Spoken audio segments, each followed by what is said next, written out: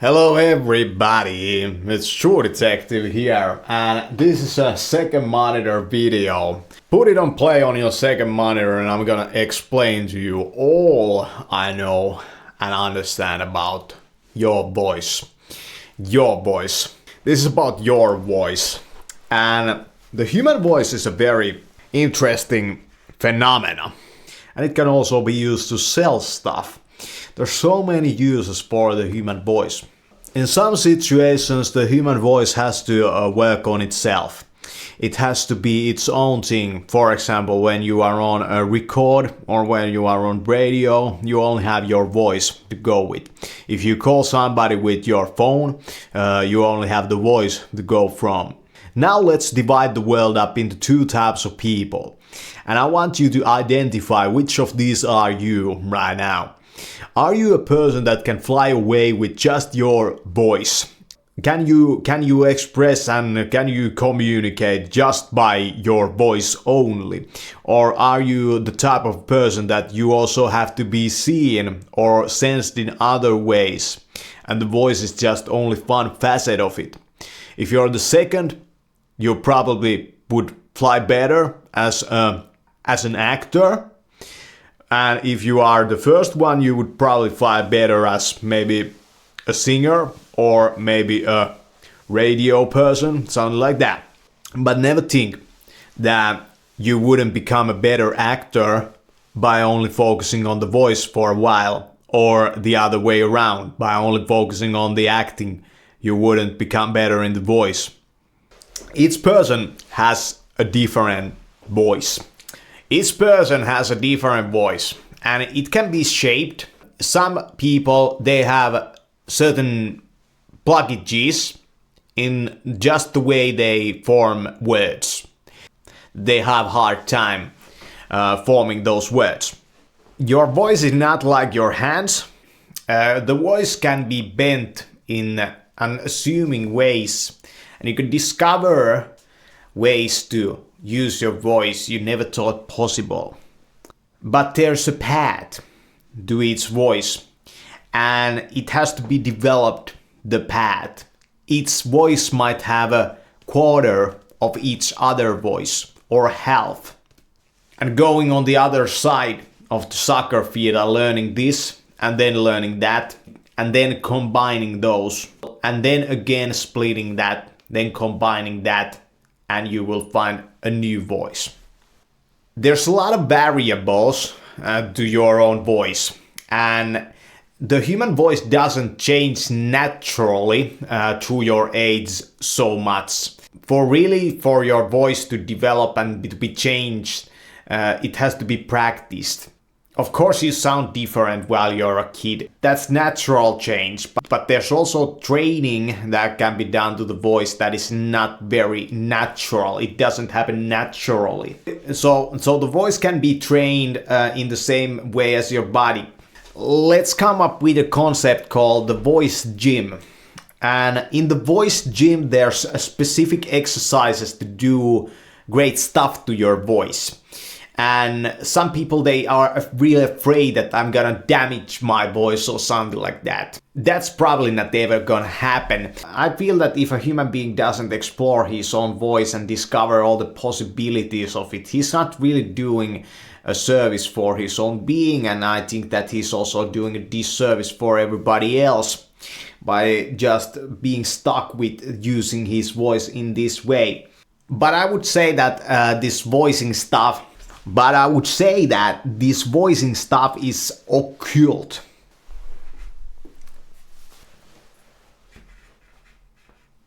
Because it cannot really be taught, it has to be discovered. Kind of like America. And there's a path. There's a whole lot of variables to the voice, but there's also a path. Or the way you sound right now. That's you. You're completely mistaken. That's only a small sliver of your own voice. It's only a small sliver of what you can do. So if you're stuck with one way you're talking, it's just not gaining you any results in your life, that's because your voice is more than just the way you speak. It's more than what kind of sounds you can make. It's also about the language.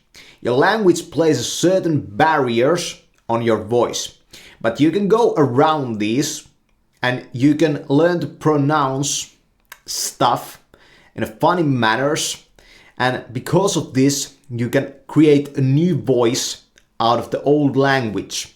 Your language is the structure that limits your voice quite a lot, but it can be freed from. Also remember that there's more than just one voice that you have, and all the voice that you can make, that's your voice. But really this is reserved for special individuals, this voicing stuff. There's a reason why so few people can do it very well, this voicing stuff. First of all, understand what you're working with. Understand that there's nothing else that you can be working with than what you're working with, and that's you. Having the voice is really about self-discovery. There has to be maybe quite a bit of physical practice, physical exercise. You have to understand all the muscles. You have to understand so much about yourself until the voice can start to really come out of there. I would feel that the right age to get into the voicing stuff is after, I would say, 21 probably, or 22, something like that. You have to probably be an adult. When we say that you should talk normally, there's no such a thing as talking normally. People have a way of talking where they don't have to try in the voice itself. But if you practice a certain voice enough, you're gonna become almost automatic in it. You can just talk whatever you want. It's about how you use it. It's about how you use it. The same with your mind. If you use your mind always in this way, you'll always sound the same. Now let's break it down even further. Great writers, they don't have to say anything. They just write and people read that. Then there's those people that might not be such great writers, but if they say out loud what they write, it starts to sound really great because they have knowledge, they have wisdom about the voice itself. Or maybe if somebody else reads it, it sounds great. Might not sound so great on the page. My own approach to life is that I try to learn from each of the pros that have gotten their skill in, for example, just being good on the mic, or just being good on the page, or just being good in front of the camera. I try to learn from them all, and I try to do all kinds of practices and all kinds of exercises. I try to do all kinds of stuff to develop myself and create a gig of my own. That's what True Detective is about, and the voice is a big part of it. I believe that one of the biggest reasons why you would get into this voicing stuff is that you don't like your own natural voice and you haven't gotten with that voice the results that you want. And maybe the starting ground for you to even think about this stuff is that you search for some videos on YouTube, for example, about being attractive, and some guy talks about the voice, that if you always talk like this, people are gonna be really interested in you. There's no clear-cut line between talk, singing, and rap, and voice acting, and narrating, reading out loud. There's no clear-cut line between all of these. Know also that you might sound a lot better if you read something that was written by somebody who really understands this voicing stuff. So now we divide the world up again into two. There's writers that are just writers, and then there's screenwriters. And I've read a couple of writers that were screenwriters at Hollywood. One of them is Mario Puzo, and one of them is Larry McMurtry. And these writers wrote screenplays. And in their books there's character voice in them that can be brought out.